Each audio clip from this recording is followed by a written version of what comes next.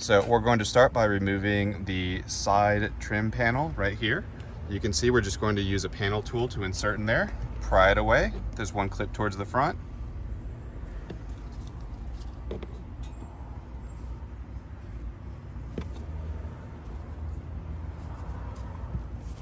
As you can see, just gently work it in there, feel around for the clip. Hear it pop out. There you go.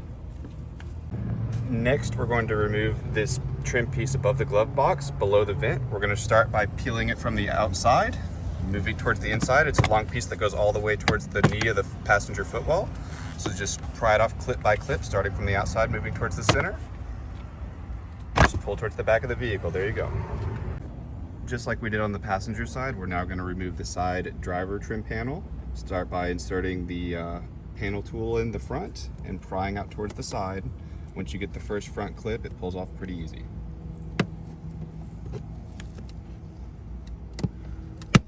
So you hear the clip release, you work your way up, feel it fully release.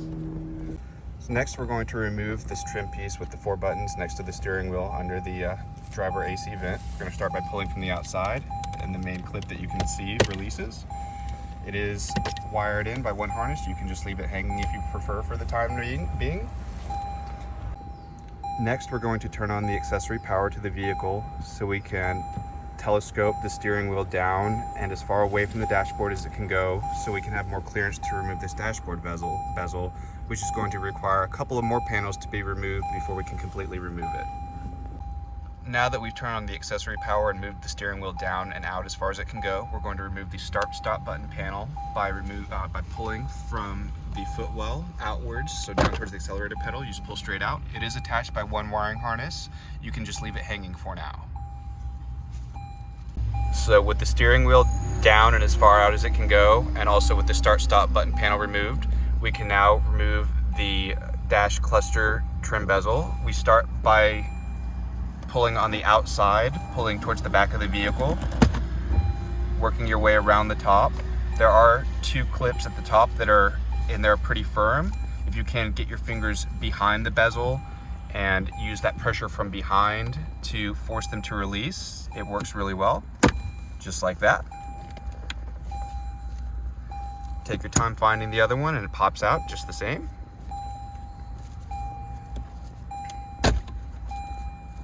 From there, you've removed the bezel. For now, we'll just leave it in there wired in as we remove some other panels and move forward with our install.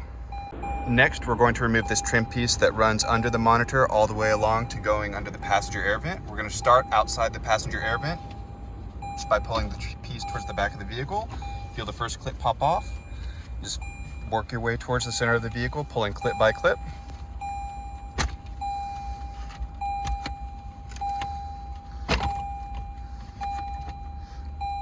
There you go. Next, we're going to turn off the vehicle so we can begin disconnecting all these panels. But first, we're going to make sure the bezel is put back so that when the steering wheel returns to its factory off position, the steering wheel will not crush this bezel. So you don't have to clip it back in, just put it back near its original position so that when we turn off the vehicle and the steering wheel goes to its factory off position, the bezel won't come into contact with it. And then go ahead and turn off the vehicle once the bezel is out of the way.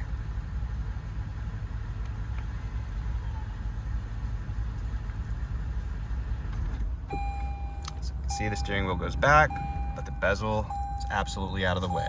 It's crucial. Now with the vehicle turned off, we're going to remove this panel by disconnecting the wiring harness in the back. It's towards the center. There's one wiring harness. You can release the clip to remove it. It's like so, and you can fully remove that panel now.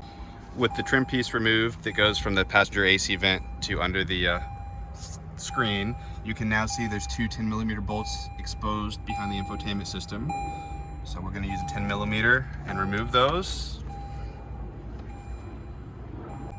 Now we're going to focus on gaining access to the center screen. We're going to start by removing this black trim piece under the screen. You just pull straight towards the back of the vehicle. There's a couple of clips on each side and it pops off just like that. Next, we're going to remove the speaker grill behind the monitor. We're going to start at the front corner by popping it up and releasing that first clip, and then working our way around the edge. pausing and taking our time where we feel any resistance for clips and gently applying pressure to release them upwards.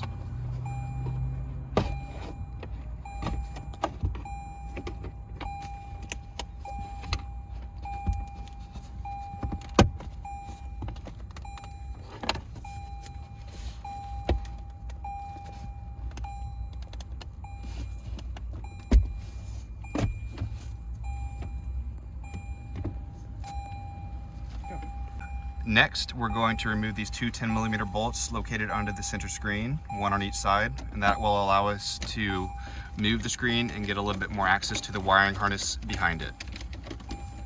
With the two 10mm bolts removed under the screen, you should be able to lift the screen up out of place now.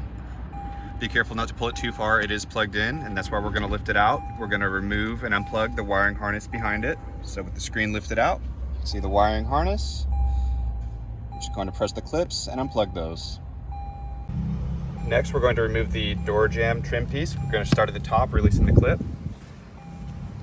You don't have to remove this piece all the way, just make sure you have clearance to these two screws so we can drop out the airbags. With the footwell trim removed, we're now going to unscrew the two 10mm bolts that were behind it.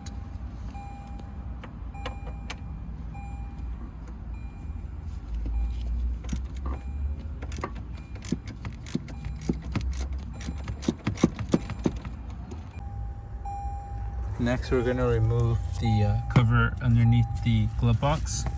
There are 4 clips, 1, 2, 3, and 4 that we'll need to undo. And then there's a little light connector here that we'll also need to disconnect. So let me go ahead and demonstrate that. 1, 2, 3, and 4. And then there's a light connector switch. Go ahead and undo that real quick. That way it's disconnected. And go ahead and remove the panel.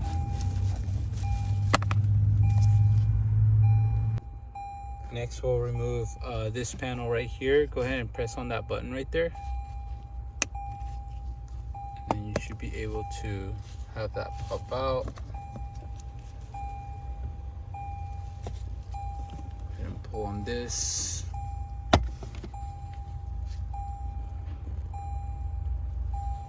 So that way it exposes that screw right there. So there's actually 2 of them that you will need to undo. You have to undo that one and that one. So go ahead and remove these 2 so you can drop this panel down. After removing the two 10mm bolts under the glove box, we're going to pull down on the airbag unit to remove it, or to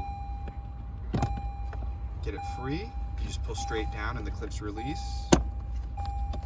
It's going to hang because it is plugged in. We're going to leave it plugged in, and we are going to use a cloth around the outer edge to make sure that it doesn't scratch any of the nearby panels.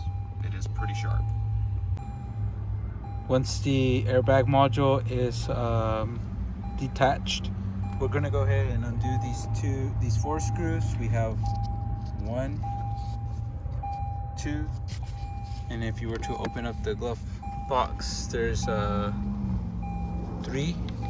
You have to remove this cover right here, but there's one hidden inside and another one hidden inside of that as well.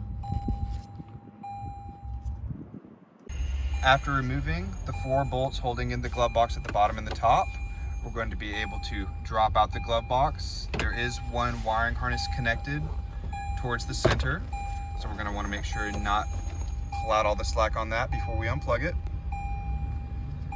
And once that wiring harness is unplugged, we will be able to place the glove box where we please, out of the way, to give us access to our working station to install the unit.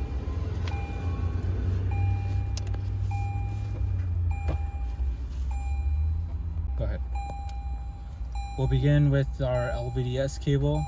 LVDS cable, you can go ahead and connect the OEM connector to our cable,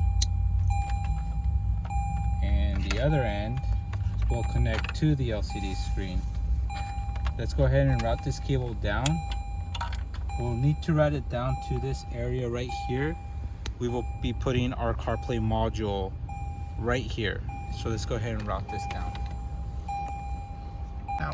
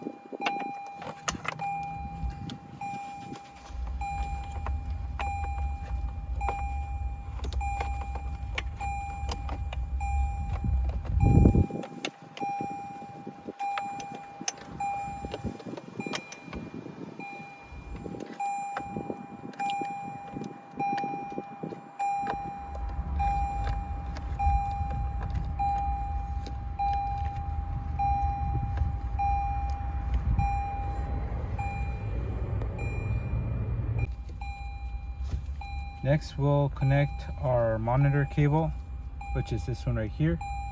According to the manual, we'll need to disconnect the gray one and then leave the green one connected. Again, for each car, that setup is going to be a little bit different. So let's go ahead and connect this guy here, and then we'll route the cable down.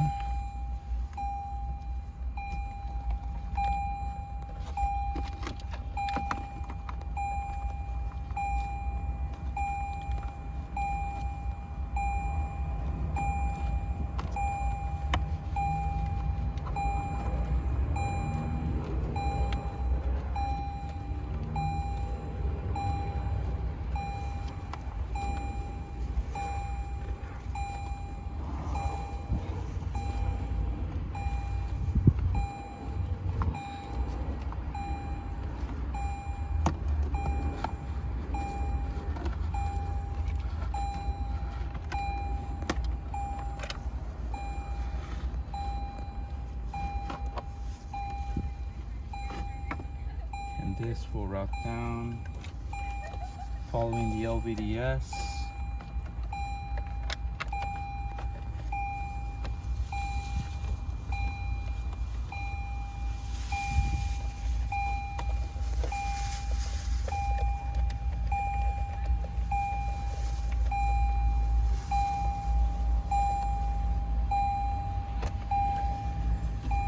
So it can come down here.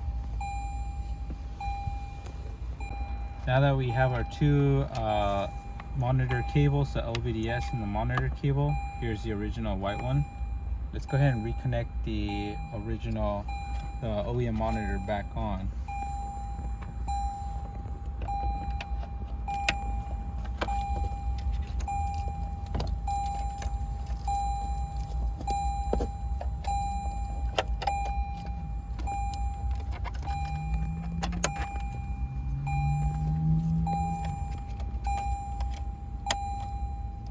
Like that.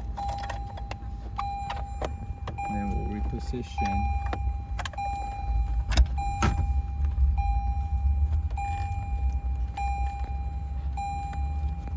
The LCD screen back into place. Next, let's go ahead and disconnect two main connectors back here. Let's go ahead and undo this one. It's a little clip here. Pulls out. And then we will also undo, let's see, this connector right here. It's the one located right here in this slot. We'll just leave these two disconnected. Next, we'll connect our harness to the backside of the OEM radio. Let's start with the smaller one. This one right here. Go ahead and connect this to the original connector. And then we will connect this guy here.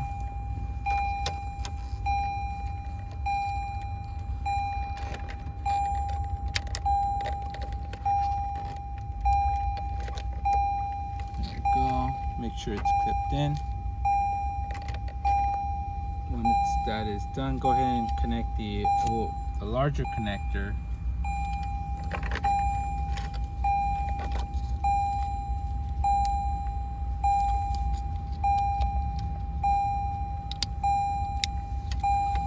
That.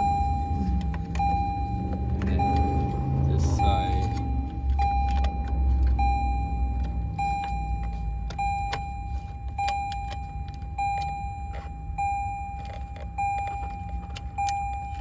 Like that. Quick note, this cable right here for the aux may not be needed, so for now we'll go ahead and tape this up and just have it tucked in behind there, and then we'll route this cable right here down through here so we can have it ready to connect to our CarPlay module. So let me show that real quick.